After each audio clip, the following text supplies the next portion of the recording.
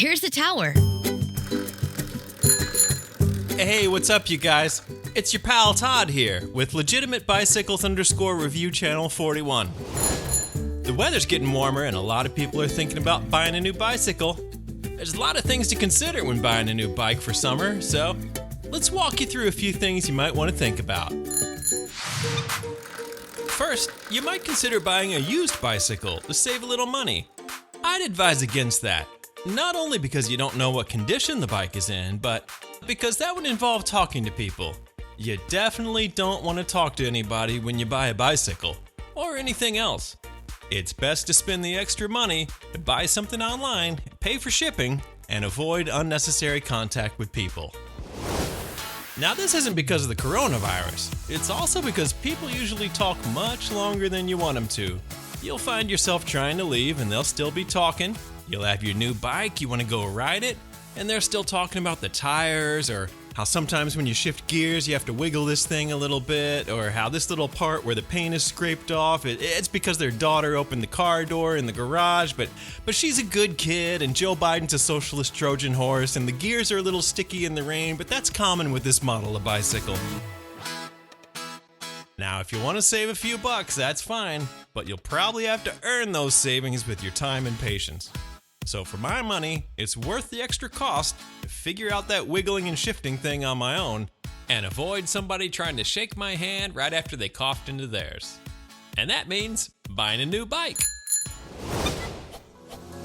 Now that we're looking at new bikes, the prices are going to go up a little bit.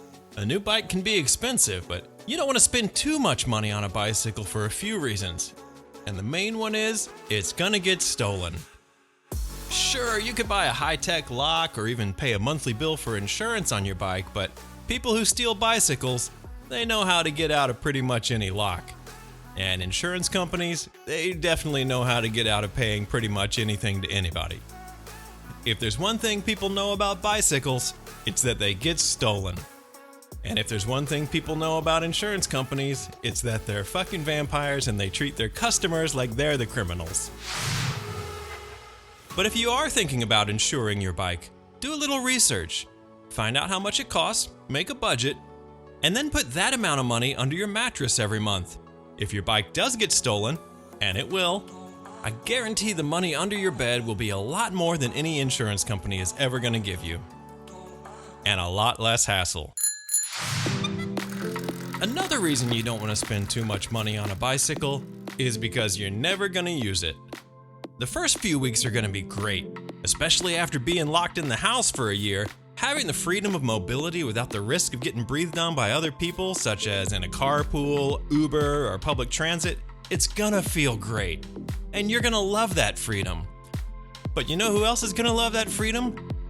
Every other motherfucker on the planet.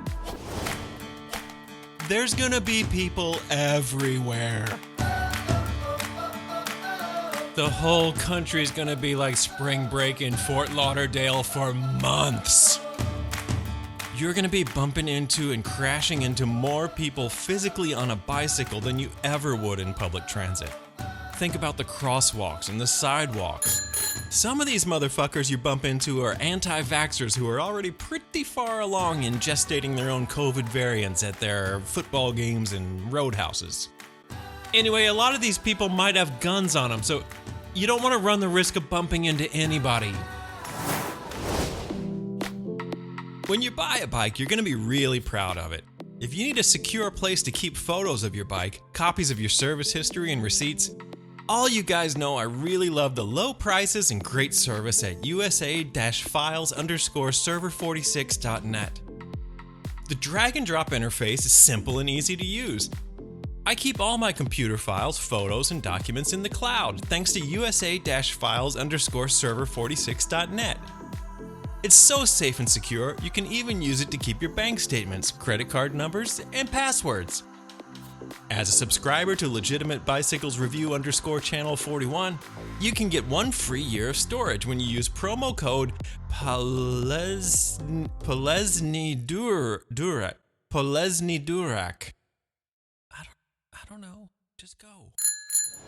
Alright, now I see a lot of people asking questions here in the chat about electric bikes. Electric bicycles have become much more popular in recent years, and the quality has also gone up as the prices have gone down. Though you'll still spend a lot more than if you bought a standard bicycle. With an electric bike, an onboard battery and electric motor can assist you going up hills or take over completely. This is a great way to arrive at work without being all sweaty. And since an electric bike is a larger investment, it's also a great way to get twice as much money stolen from you at once. And that makes it a great way to walk home from work and get all the exercise you were trying to avoid when you bought a bike with a motor. Alright, and that brings us to bicycle prices. One important consideration when buying a bicycle that a lot of people overlook is you can't fucking afford it. You're not just buying a bicycle, you're buying a lock, you're buying a helmet, a rack, a basket, a pump. Maybe you need a new backpack or a change of clothes if you're gonna ride it somewhere and meet people.